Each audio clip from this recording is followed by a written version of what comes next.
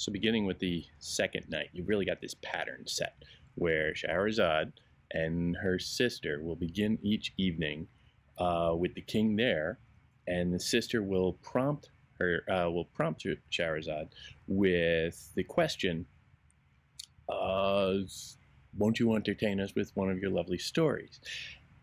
And Shahrazad very deftly and very submissively, submissive is a key word here, very submissively asks her husband, and so, king, with your permission, I will.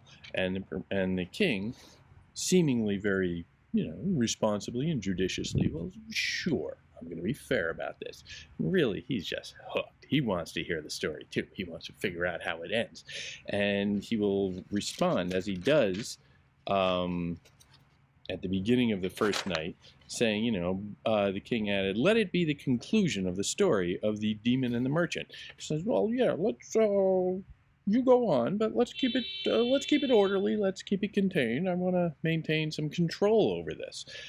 But really, he's also just, I want to know about this one. Curiosity drives. And so Shahrazad complies out of mere deference to her husband's will. This keeps them active. This keeps them moving for another night. Because remember, this is already the first time the king has had to move the goalpost a little. His rule about killing his wife at the morning after their wedding night, he's already obliterated that. Now it's just a matter of, can Shahrazad stretch that out a little bit longer? And what can she accomplish in that interim? What can she accomplish with that extra time? That time where she's just telling stories. But it's not just telling stories. It's stories with a very specific point, stories with a very specific agenda, and stories that are very slowly undermining the whole premise of his edict about killing his wives. So they leave off on my page 613. The second night begins, and the demon has condemned this poor merchant to death for the silly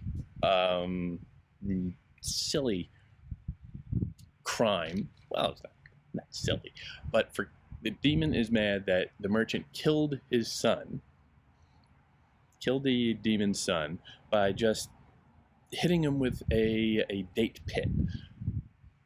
Must be a very small demon, I'm not sure, but it does sound awfully ridiculous when you say it out loud. Yes, it's killing his son, but with a date pit, and it was hardly intentional. It was just, who could foresee that? Accidents happen, quite frankly.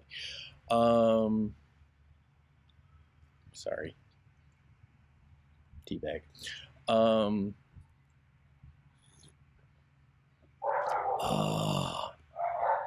The man starts to beg. The demon shows no mercy whatsoever. And the merchant asks, must you kill me? And the demon replied, yes. The merchant said, please give me time to say goodbye to my wife and children, divide my property among them and among guardians, then I shall come back so that you can kill me. Here's a remarkable statement right there. It's like, okay, let's just hit pause, and I'm going to go take care of my business. Again, we see another curious example of concern with probate. I have to tidy up my affairs and meet with my lawyers and my accountants and deal with all my property and make sure my family is taken care of. Then I will come back and you will kill me. I will honor that. A couple of things on this that are curious is this is a contract. This is an agreement. Another thing that, kind of like probate, the Quran has a odd fixation with making sure that people have a mechanism for getting along. People who can be very fractious, they need to come together in agreements. And this is all about bringing people together in different ways with, wildly different perspectives and agendas, but giving them a framework for drawing together and finding a way forward. And that's kind of what, in a big sense, art and stories are supposed to do. They bring people together to share something and develop bonds and connections, or contracts, if you have to have it that way.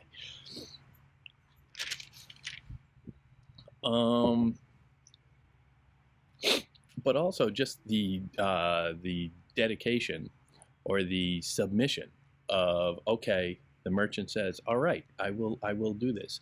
I will honor our agreement. I will come back and you can kill me. Which is remarkable. Realistically, who among us would honor that commitment today? We would probably just, if we could get somebody to agree with that, just skip out of town and forget to catch the plane back. Who knows? Here you see someone like, no, he's stepping up and he is going to honor this, and it's quite remarkable. But he goes back home. What is it? He goes back home. He wrote his will, dividing his property, discharged his obligations to people, left bequests and gifts, distributed alms, very important, charity, alms, and engaged reciters to read portions of the Quran in his house. That's another sign of devotion and piety, religious respect, religious practices. Also, just the performance of certain ritualistic acts that demonstrate publicly within a social framework your alliance to Islamic principles, but also your alliance to the people in your community as Muslims. Then he summoned legal witnesses and in their presence freed his slaves and slave girls, dividing among his elder children the shares of their property, anointed garterines for the little ones, according to gave his wife her share according to her marriage. He's sitting there going through it like a lawyer, quite frankly. He's organizing his affairs, and this is a recurrent practice you see throughout the 1001 Nights and throughout the Quran. He spent the rest of his time with his family, and when his year came to the end, save for the time needed for his journey, he performed his ablutions, performed his prayers, and holding his burial shroud, began to bid his family goodbye. Again, more ritual observances, more outward social signs of religious piety. Very important. His sons hung around his neck, his daughters wept, his wife wailed, their mourning scared him, and he began to weep as he embraced and kissed his children goodbye. This is a horrible scene, but touching. He said to them, children, this is God's will and decree, for man was created to die. And there you have submission, absolute submission to the will of God, Allah. And here is the core of Islam. Islam means submission, quite literally. And you see all of these values getting expressed in the literature in just a couple of tight practices here. The sense of coming together, the sense of keeping your public affairs very organized, the sense of going through your public affairs in a way that prevents friction and creates bonds between people. And then ultimately it all comes under that rubric at the very end, that understanding that at the end, we are all fated to die, and we need to submit to this as an expression of God's will. That underlies everything. So the text is stressing this. And again, it seems like boring stuff. Like, who really wants to see something about somebody going through their ledger books and dividing up property? Watching somebody do long division is boring. But it's those little details that seep into the text here and there that we see drive the story in little ways, little accretions. And for Shahrazad's perspective, it is the sign of somebody who, in the face of, this is a story of somebody who, in the face of a monumental, it would seem, a monumental lack of mercy, a monumental injustice, the merchant is going about his business and doing what he has to do. And that is what Shahrazad is doing. She is accepting the consequences of her action. She is accepting the edict of death if her husband, the king, decides to enforce it. But along the way, she is going to create this empathetic little scene where the consequences of that edict, the consequences of that strictness, that injustice, are played out. And the king, presumably Shahryar, is just sitting there listening and perhaps empathizing just a little bit. You know, that scene of the merchant being hugged by his children and his wife, who were all crying. This is at the kind of injustice that Shahrazad is subject to, that every one of the wives that he has killed has been subject to, and he has created this. So, you know, he's sitting there and he's listening. It's like, oh, yeah, why can't that demon just be more merciful? This makes no sense. This is completely unjust and a disproportionate punishment. I understand that the demon was hurt by the loss of his son, but come on, let's be reasonable. And there you can see the sand under his foundation starting to ebb away, because Shahrazad knows what she's doing with stories. The merchant on the way back honors his agreement, starts heading back. And the merchant on his way back meets 3 other men who all turn out to have interesting stories to tell on their own. But initially, when he tells them their story, when the merchant tells them his story, because this is how people meet and come together, they are motivated to join in league with him, to share in his suffering, and they stay around, and they in fact put their own fates on the line and say, I will tell you, because when the demon returns, they say, you know, we're with this guy, and I will tell you my story, and it is, if you agree that it is an amazing story, perhaps you will agree to grant me 1/3 of his fate, of this man's fate, the merchant's fate. And so I can free 1/3 of the man, and all 3 of them then adding up to the full fate of his verdict. Again, you see a contract, an agreement, the stuff that merchants in a merchant society tends to do, in a very urban society tends to do. And so you've got these 3 gentlemen stepping up and offering different stories. And they're all stories about family betrayal. They're all stories about injustice in one way or the other. And they're all stories about the importance of forgiveness in one way or the other. And at the end, which is like what, page 622 in my book, the demon agrees. And it just sort of falls away. It just sort of, you know, this little conceit that was so dramatic and that has stretched out over a couple of nights now.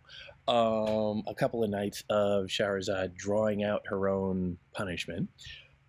It just sort of falls away. On my page 622. Then the demon released the merchant and departed. Oh, well, that's simple. Okay, I agreed. I agreed to grant each one of these 3 gentlemen the right to 1/3 of their life, of the merchant's life, and they all did stick to their agreement and told me a story that was very compelling and amazing. And as a result, I'm going to stick by my agreement. I'm going to honor my agreement because it is a reasonable, it's a reasonable contract among rational actors here. And so that's it. And he just disappears. The merchant turned to the 3 old men and thanked them and congratulated them on his deliverance and bade goodbye. Then they separated, and each of them went on their way. The merchant himself went back home to his family, his wife, and his children, and lived with them until the day he died. Oh, it's just another thing that happened. But then in the middle of that, there's that quick little segue. But this story is not as strange or as amazing as the story of the fisherman. Dinarzad asks, "Please, sister, what is the story of the fisherman?" Shahrazad said, and segues immediately into another story. And it's another long, drawn out story where we start to get other stories within it. We start to hear the story of the demon and the fisherman. Fisherman pulls up a demon who, when he releases him, the genie from the bottle. That's how you should think of this. Is the myths around these things are all very complicated as they enter the popular imagination in the transposed European world. But this is essentially what it is. They let a genie out of the bottle, and the genie turns out to be a little mean. But specifically, again, the conceit is kind of familiar and ordinary. Well, not ordinary. It's a genie getting let out of a bottle. But look at how it is presented. Look at how it is emphasized. Watch. Let me think. Where is on page 625? The genie, the demon, talks about how what happened to him when he was stuck in that bottle for hundreds of years, and he's so happy to finally be released. He says, he got stuck in there. I stayed there for 200 years, saying to myself, whoever sets me free during these 200 years, I will make him rich. But the 200 years went by and were followed by another 200, and no one set me free. Then I vowed to myself, whoever sets me free, I will open for him all the treasures of the earth. But 400 years went by and no one set me free. When I entered the next 100 years, I vowed to myself, whoever delivers me during these 100 years, I will make him king, make myself his servant, and fulfill every day 3 of his wishes. But that 100 years too, plus all the intervening years, went by and no one set me free. Then I raged and raved and growled and snorted and said to myself, whoever delivers me from now on, I will either put him to the worst of deaths or let him choose for himself the manner of death. Soon you came by and set me free. Tell me how you wish to die. It's an interesting little story and a fairly long passage. Whenever you see a long passage in stuff these stories are all fairly quick moving. Whenever you see something that suddenly comes in a good-sized chunk of text, you're like, oh, okay. Why is he saying all this? We know, okay, Demon's a bad guy. So why do we need this little story, this little laying out of the details of how he became so mean? What makes him mean? It's a fair question. The question is intentional. The question is prompted by the text. The text is demanding you to ask, well, why? What made him so cruel? And it was incarceration, isolation, separation from everybody else. He was stuck inside his bottle, which is not unlike Shahrazad, who's kind of a prisoner in her marriage with the threat of death hanging over her at every second. It is not unlike, quite frankly, the wives of Shahzaman and Shahryar at the very beginning of the story, who were literally held captive in their palaces. And the mention was made pretty frequently that they were not allowed to go out. They were stuck. They could not leave. And so they became embittered. They became hardened. They had all sense of connectedness to society severed. So what would you expect to happen? Their perspective gets warped. They lose a moral balance. They lose their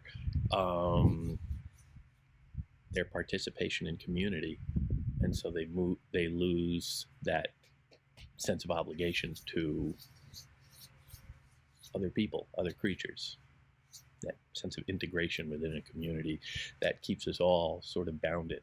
And that here we have another example of that emphasis on community coming up, that emphasis on connection, the eidos of the Greeks, that sense of mutual dependence that is our lifeblood. And when it is severed or crimped, really, in any way, it has detrimental effects. These people suffer for it. These creatures are left struggling to come up with anything that resembles that. And the only way that they can connect at a certain point is to act out. And here you see the genie acting out.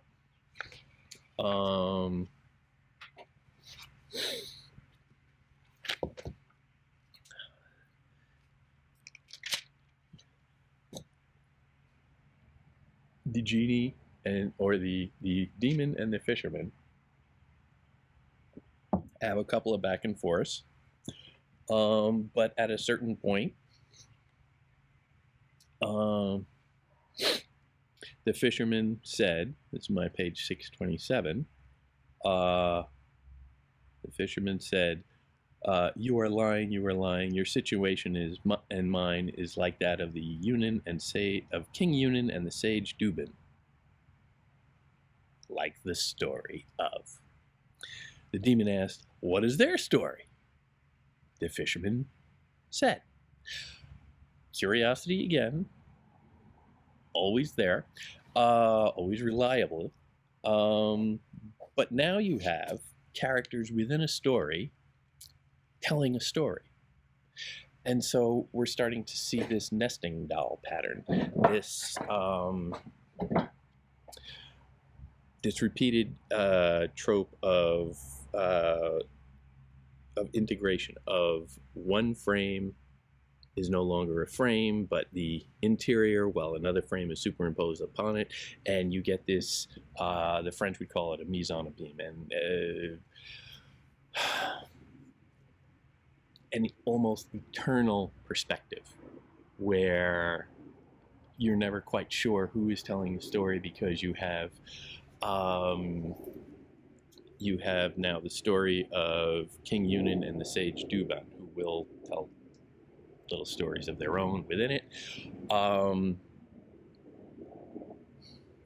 They're telling a story. Their story is being told by the fisherman and the demon. The fisherman and the demon's story is being told by Shahrazad, and of course you were participating in this because you were reading about all of this. So this is all just, where is reality at this point? What is reality? What is a story? Oh, you can disappear down that rabbit hole for quite a long time, but just consider the oddness of that perspective. It starts to get weird, and it also highlights the fact that you are reading a story. This is all just fake.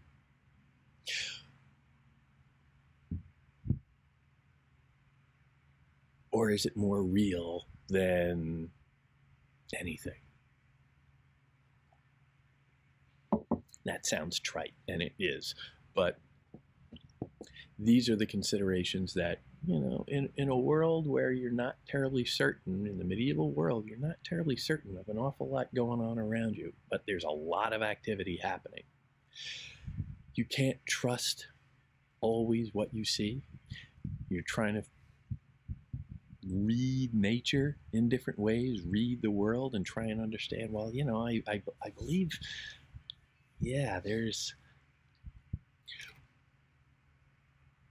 we see God by viewing nature, by looking at the world around us and looking for signs of divinity, signs that this all makes sense, that there is a logic and a purpose and a security in the world beyond just the horrific violence that sometimes pervades it.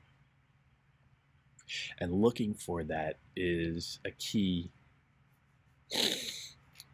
it's a key element of the medieval era, who are always trying to figure out their world. because they're starting to accumulate an awful lot of knowledge. They're getting beyond the hunter-gatherer phase of humanity. They're getting beyond even the subsistence phase of Gallery. The Islamic world was enormously sophisticated. For God's sake, they invented algebra. Enormous accomplishments in science and mathematics and philosophy. And they're trying to add it all together and to see, well, what does all this mean? How can it give me some perspective in life? How can it give me help? This is what literature points out, but this is also what literature can exercise. Literature can be the whetstone on which we sharpen our knives as philosophers or as readers of reality and seekers after God. This is what we're supposed to do with it. The one other thing to watch as you go through this is the role of Shahryar, who's sitting there, just sort of listening, going along. And he slowly fades out. I think, starting on like page 623, you don't even really see him regularly in the in those little interjections that come in where you have, oh, wait until you see my story tomorrow night, after morning rises and Shahrazad stops talking and Dinarazad says, oh, what a strange and wonderful story. And Shahrazad says, yes, but wait until tomorrow night. Dun, dun, dun, dun. Cliffhangers. And then the next morning they come in and say, oh, sister, won't you please entertain us with another one of your wonderful stories? Well, with the greatest pleasure, if you would not mind, good king. Shahzaman just sort of disappears. He's just sort of sitting there, passively taking it in. We're not really privy to his interpretations. We're not really privy even to his level of participation. Sometimes I'm not even sure he's in the room. But these stories are going on, and presumably he's sitting there listening to them. And maybe these themes about coming together, about rationality, about mercy, forgiveness, aidos, justice, maybe these themes are starting to sink in and shape the way he sees his life and the world around him. Maybe he's starting to have qualms about saying, well, yeah, okay, that demon was awfully unfair. That demon was, why couldn't he show a little mercy? It's not that big of a leap to then extrapolate that to your own situation and your own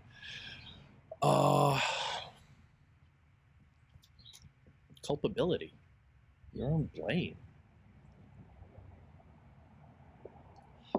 But he pipes in occasionally. He seems tepid at first, seems uncertain. Well, yeah, I want to hear more about that story, particularly. Tell us the end of that story. And of course, that story within that story will lead to another story and have other stories packed in the middle. And he's just sort of going along. Yeah. He's a human being. This is what we do. We are not good about that. But then on page 642, you get this nice little moment where, but morning overcame Shahrazad. She lapsed into science. Then King Shahryar thought to himself, this is an amazing story. I am willing to postpone her execution for even a month before having her put to death. While the king was thinking to himself, Dinarazad said to her sister Shahrazad, sister, what an entertaining story. Shahrazad replied, what is it compared with what I shall tell you tomorrow night if I live, the Almighty God willing? Well, it's not the Almighty God willing here, it's the king. But I love that he's just sitting there thinking to himself. It's private, it's internal. He's not saying this outward, but he's saying, for even a month. It's already been going on for, I think we are in the 22nd night here we're going into. So it's almost a month at this point. He's just sort of moving that goalpost down, down, down. What do we don't need to be married to the idea, irony, married to the idea of a deadline. We can be flexible here. And it's that flexibility that Shahrazad is totally exploiting. And in fact, the sisters don't even wait. He's just sitting there thinking these things, and the stories go on. And he sort of shuts up and disappears back into his little shell because he wants to hear them. While the king was thinking to himself, Shahrazad said to himself, so the process is ongoing, and he's going to fall behind. He doesn't want that. So he keeps moving forward. There's another little charming story also where in the King Yunan and Sage Duban story, which is a great story and a great one for frustrated intellectuals who feel shut out of and excluded unnecessarily from respect and authority and power. But that's just a minor personal gripe of mine. But on, where is it? What did I just say? 634? 634. Oh, I love this moment. If only I could turn the pages. On page 634, they're in the middle of the Sage Duban story and all that. And the King Yunan is starting to be suspicious of the motives of the Sage Duban, who has cured him of, what did he have, leprosy or something? And of course, he's getting bad advice from a bad counselor. You see that constantly throughout this. And he is letting his own paranoia and dark view of humanity infect his kingdom. Kind of like Shahzaman is allowing to happen. But he decrees that the Sage Duban should die. And the sage is upset, and Sage added, "Is this my reward from your majesty? Is it like the reward of the crocodile?" The king asked, "What is the story of the crocodile?" Curiosity. The sage replied, "I am in no condition to tell you a story, for God's sakes." It's like the text is, at this moment, pointing out its own little silliness, how the conceit itself of a story within a story within a story, and everybody's always telling stories, sometimes, it's just ridiculous. Because who has the time of 1001 Nights? But here you have the text sort of winking at itself, like, yeah, come on, it's ridiculous. And I love that. For God's sake, spare me, and God will spare you. Destroy me, and God will destroy you. Fairness, another contract of sorts, reason, and Dubin, of course, uses curiosity to avenge his own death. He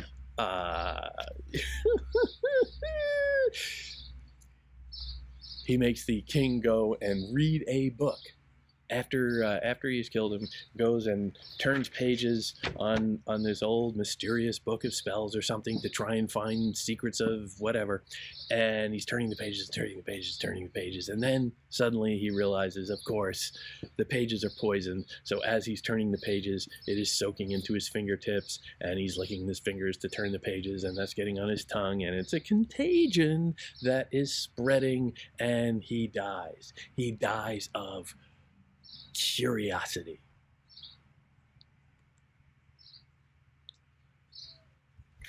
It's what they have.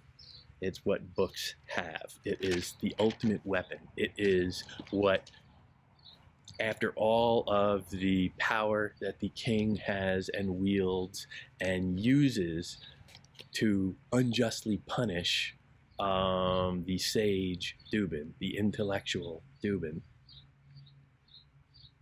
curiosity remains. Power can squelch an awful lot of voices, but that human urge to know stuff, that is eternal.